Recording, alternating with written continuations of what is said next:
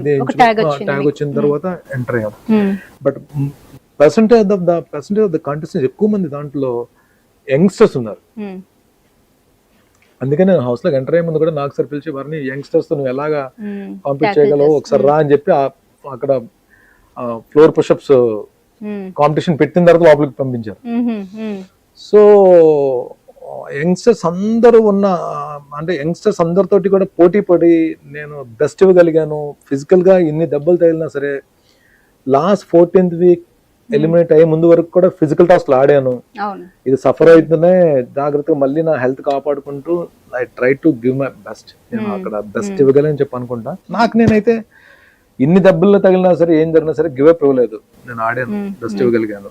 But later on తర్వాత plus ఇంకొకటి best ఇవ్వగలిగాను, పర్సెంటేజ్ ఆఫ్ ద టాస్క్ గెలిచాను. కొన్ని చక్కనైన బంధాలు ఏర్పరచుకున్నాను హౌస్ లో. అట్ ద సేమ్ టైం బయటకు వచ్చిన తర్వాత హౌస్ నుంచి బయటకు వచ్చిన తర్వాత ఎంతమంది నిజంగా అమ్మాయిలందరూ మీలాంటి అన్నయ్య ఉంటే బాగున్నాను, ఫాదర్ లేని అమ్మాయిలు పాపం వాళ్ళు మీలాంటి నాన్న మాకుంటే బాగున్నా అని చెప్పి కొన్ని ఇప్పటికీ నాకు ఇన్స్టాలో వస్తున్న మెసేజ్ చూస్తుంటే అంటే నేను సోషల్ మీడియా చాలా దూరంగా ఉండేవాడిని. అలాంటిది మా టీం నేను అంటే టీం ఎవరైనా పెట్టుకుందాము అని చెప్పి 2-3 సార్లు ట్రై చేసినా అక్కడ ఏదో ఒక సెట్ అవ్వలే. నా కజిన్స్ ఇద్దరు ఉన్నారు, వాళ్ళే నేను బిగ్ బాస్ నుంచి లోపలికి వచ్చి మళ్ళీ బయటకి వచ్చేంత వరకు కూడా వాళ్ళే పాపం నా ఈ సోషల్ మీడియా అంతా వాళ్ళే పాపం హ్యాండిల్ చేశారు. బట్ బయట నుంచి లోపలికి వెళ్ళి లోపల నుంచి బయటకు వచ్చేటప్పటికి నాకు ఇన్స్టా ఫ్యామిలీ చాలా పెద్ద ఫ్యామిలీ అయింది.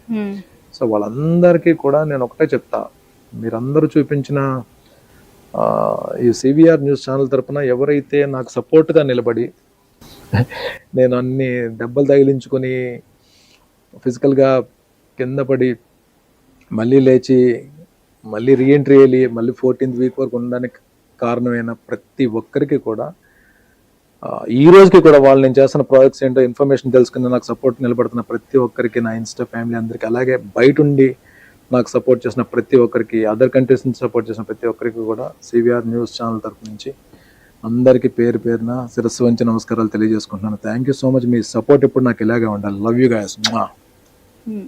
అంటే మీరు లోపల చాలా మంది హృదయాలు గెలుచుకున్నారు కదా, మీకు చాలా ఎఫెక్షన్ దొరికింది. మీరు బయట కూడా ఇలాగే ఉంటారా? నేను చాలా యంగ్ స్టేజ్లో ఉన్నప్పుడు ఫాదర్ చనిపోయారు. So at the age of 20. So అప్పటి నుంచి అమ్మ నాతోనే ఉన్నారు. నాకు అమ్మ అంటే ఫస్ట్ నుంచి కూడా అమ్మ అంటే నాకు చాలా ఇష్టం. సో ఇప్పుడు నా ఫోన్ వాట్సాప్ స్టేటస్ కూడా అమ్మదే ఉంటుంది. సో చెల్లి అన్న, లేదంటే నా చెల్లి వాళ్ళ పాపలన్నా, నా డాటర్స్ అన్నా, అంటే వాళ్ళు నేను ట్రీట్ చేసే విధానం మరి ఏంటో తెలియదు. వాళ్ళందరూ కూడా నన్ను అంత బాగా చూసుకుంటారు వాళ్ళు కూడా. సో హౌస్లోకి వెళ్ళేటప్పటికి ఎవరైనా ఆ బాండ్ నేమ్తో పిలిచినప్పుడు ఏమైపోతుంది, డిఫరెంట్ మనం కనెక్ట్ అయిపోతాం, చాలా ఫాస్ట్ కనెక్ట్ అవుతాం. అదే నా డాటర్ వచ్చినప్పుడు కూడా నేను హౌస్లోకి నా డాటర్ వచ్చినప్పుడు కూడా నేను అంత ఎమోషన్ అవ్వడానికి రీజన్ ఏంటంటే అదే. అంటే ఐ డోంట్ నో, అంటే నేను మామూలుగానే అమ్మాయిలతో మాట్లాడేటప్పుడు కొంచెం రెస్పెక్ట్గా గౌరవంగానే మాట్లాడతాను. మేబీ నా చెల్లి పిల్లలు, నా అన్నయ్యల పాప, నా పిల్లలు, అంటే వీళ్ళందరూ ఉండడం వలన మీ అట్మాస్ఫియర్ చిన్నప్పటి నుండి అలా ఉంది కాబట్టి you born and bot. So అంటే అది ఆడియన్స్ కి నేను చేసిన క్యారెక్టర్స్ చూసారు తప్ప ఇప్పుడు నేనేంటన్నది తెలియదు కదా, నేను ఇది అనేది తెలియదు.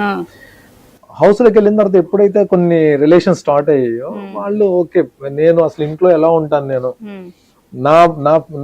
నా ఫ్యామిలీ మెంబర్స్ తో కానీ నా ఫ్రెండ్స్ తో కానీ ఎలా ఉంటాను, నా ఫ్రెండ్స్ తోటి ఎలా ఉంటానో అన్నది సుమన్ ద్వారా చూసారు. సుమన్ తోటి ఎలా ఉంటానో చూసారు.